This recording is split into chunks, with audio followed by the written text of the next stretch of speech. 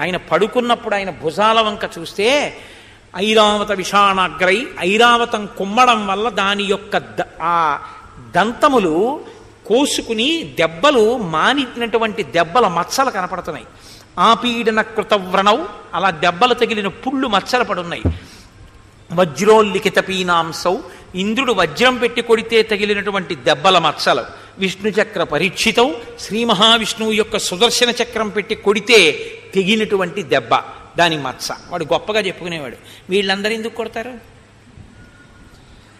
ఇప్పుడు ఏమిటండి మీకు అవన్నీ అన్నారనుకోండి, ఇది ఏలూరు పోలీస్ స్టేషన్లో కొట్టారు, ఇది మచిలీపట్నం పోలీస్ స్టేషన్లో కొట్టారు, ఇది ఒక ఎస్పీ గారు కొట్టారు అన్నాడు అనుకోండి, అప్పుడు మీరు ఆయన్ని ఏమంటారు? అబ్బా ఎంత గొప్ప గొప్ప వాళ్ళు కొట్టారండి అంటారా?